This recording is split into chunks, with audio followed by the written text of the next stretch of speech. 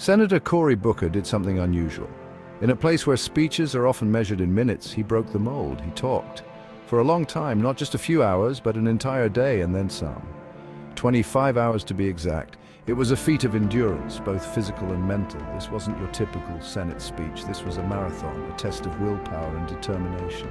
Booker's voice filled the Senate chamber, echoing through the halls of power. He spoke about justice. He spoke about equality. His words were a call to action, a plea for change. He spoke about the soul of America. The reaction was instant. Social media exploded. Tweets, posts, and comments flooded in, each one adding to the growing conversation. News channels couldn't get enough. They replayed clips, analyzed his words, and debated his motives. Some people were inspired. They saw Booker as a hero, a lone voice fighting for what's right. They admired his courage, his stamina, and his unwavering commitment to his cause. Others were less impressed. They called it a publicity stunt, a desperate attempt to grab headlines. They questioned his motives, doubting the sincerity of his marathon speech. Love him or hate him, you couldn't ignore Cory Booker that day. He had captured the nation's attention, and for a moment the Senate was the center of the political universe. He had made his point. His words hung in the air, a challenge to his colleagues and the country. The Senate, often seen as a place of stuffy speeches and endless procedures, was now a stage for something different, something powerful. It was a reminder that even in the halls of power, one voice can make a difference. One speech can spark a movement, and one person can change the course of history. Booker's marathon speech wasn't unprecedented. The Senate has a long history of these epic talkathons. Way back in 1957, Strom Thurmond held the floor for over 24 hours. His goal? To block civil rights legislation. Talk about a buzzkill. These speeches, often called filibusters, are a strange quirk of Senate rules. Senators can talk as long as they want. It's a way to delay votes, to shine a light on issues, to basically be a giant pain in the neck to their colleagues. Booker's speech wasn't technically a filibuster, but it tapped into that same spirit. The spirit of using your voice, even if it means talking until you're hoarse, to fight for what you believe in.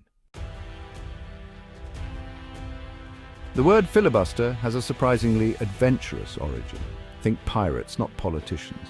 Back in the 17th century, filibusters were swashbuckling adventurers who raided Spanish ships and colonies. They were rebels disrupting the status quo. Fast forward a few centuries and the term took on a new meaning. In the US Senate, a filibuster became a way to use endless talking to stall legislation. It's a way for a minority of senators to hold up the entire chamber, like a pirate ship hijacking a Spanish galleon. The filibuster is controversial. Some say it protects minority viewpoints, forcing compromise. Others say it's a tool for gridlock, preventing progress. One thing's for sure, it's a powerful weapon in the arsenal of Senate tactics.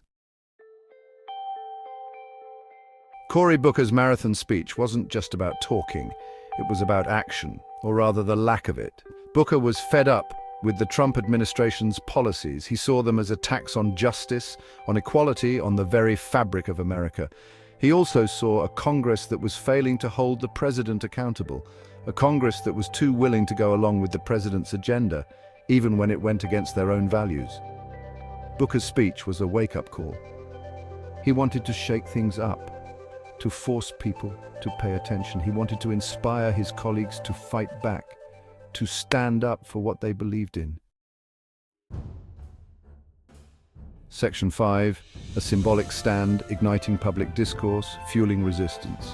Cory Booker's marathon speech wasn't just about passing laws, it was about sending a message of defiance, a message of hope. It was a symbolic act, a way to show that even in the face of overwhelming odds, one person can make a difference. And it worked. Booker's speech sparked a national conversation. People were talking about the issues he raised. They were debating his tactics, and they were inspired by his passion. The speech also energized the Democratic base. It gave them a reason to believe that their voices could still be heard, that change was still possible. Section 6. Critics cry foul grandstanding or genuine action. Not everyone was impressed by Cory Booker's marathon speech. Critics from both sides of the aisle accused him of grandstanding. They said he was more interested in grabbing headlines than in actually achieving anything. Some questioned the effectiveness of his tactics. They argued that endless talking rarely leads to real change. They said that Booker should have spent his time working behind the scenes, building consensus and negotiating compromises. Others went further, accusing Booker of exploiting serious issues for personal gain. They said he was using the speech to raise his own profile and advance his political ambitions. Section 7. Beyond the spectacle, the need for concrete reforms. Cory Booker's marathon speech may have been a powerful symbol, but symbols alone won't solve the problems facing America. Real change requires concrete action, not just passionate speeches. It requires addressing the root causes of injustice and inequality. It requires reforming broken systems and holding those in power accountable. It requires working together across party lines to find common ground and build a better future.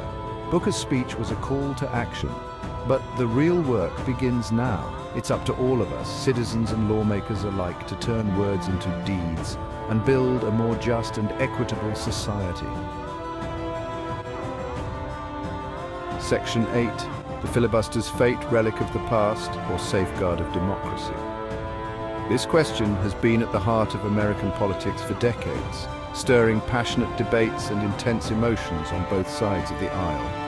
Cory Booker's marathon speech reignited the debate over the filibuster. His fervent words echoed through the Senate chamber, bringing renewed attention to this age-old practice. This controversial Senate procedure allows a single senator to hold up legislation indefinitely simply by talking. It's a powerful tool that can be wielded to great effect for better or worse. Proponents argue that the filibuster protects minority viewpoints and forces compromise. They believe it ensures that all voices are heard, preventing the tyranny of the majority from steamrolling over the minority. Opponents say it's a relic of the past, a tool for obstruction and gridlock. They point to countless instances where the filibuster has been used to block crucial legislation, stalling progress and frustrating the will of the people. They argue that it allows a minority to thwart the will of the majority, paralyzing the legislative process. This can lead to a government that is unable to act, stuck in a perpetual state of deadlock. The filibuster has been used for both noble and nefarious purposes throughout history. From civil rights battles to budget debates, it has been a double-edged sword capable of both defending and derailing democracy. The question now is whether it still has a place in modern democracy. As the political landscape evolves, so too must our institutions and practices. Is it a vital safeguard against tyranny of the majority? Some argue that in an increasingly polarized world, the filibuster is more important than ever, providing a necessary check on power. Or is it an obstacle to progress, a relic of a bygone era? Critics contend that it hinders the ability of the government to respond to the needs of its citizens, making it an outdated practice that should be reformed or abolished. As we look to the future, the fate of the filibuster remains uncertain. Will it be preserved as a cornerstone of Senate tradition, or will it be cast aside in the name of progress? Only time will tell. One thing is clear: the debate over the filibuster is far from over, and its outcome will shape the course of American democracy for generations to come. Section 9. The legacy of Booker's stand, a time for reflection and action. This chapter delves into the profound impact of Cory Booker's actions and the lasting legacy of his courageous stand. Cory Booker's 25-hour marathon speech was a defining moment in his career. It was not just a display of endurance, but a testament to his unwavering commitment to justice and equality. It was a bold act of defiance, a passionate plea for justice, and a stark reminder of the power of a single voice. Booker's speech resonated deeply with many, highlighting the urgent need for change and the importance of standing up for what is right, even when it is difficult. Whether you agree with his methods or not, Booker's speech forced us to confront uncomfortable truths about our democracy. It brought to light issues that are often ignored or overlooked, compelling us to face the realities of our political system and the inequalities that persist within it. It challenged us to think critically about the role of government, the importance of civic engagement, and the need for meaningful reform. Booker's words served as a catalyst for discussions and debates, urging citizens to reflect on their own roles in shaping the future of our nation. Booker's speech was a call to action. It was a rallying cry for those who believe in justice, equality, and the power of collective action. His message was clear. Change is possible, but it requires the effort and dedication of each and every one of us. It's up to each of us to decide how we will answer that call. Will we take a stand, or will we remain passive observers? The choice is ours, and the consequences of our decisions will shape the future of our society. Will we remain silent in the face of injustice? Silence can be a form of complicity, allowing injustices to persist and grow. It is crucial to recognize the power of our voices and the impact we can have when we choose to speak out. Or will we raise our voices, demand better from our leaders, and fight for the future we believe in? The path forward is not easy, but it is necessary. By engaging in the democratic process, advocating for change, and holding our leaders accountable, we can work towards a more just and equitable society. The legacy of Booker's stand is a reminder that each of us has the power to make a difference. The question is, will we seize that opportunity?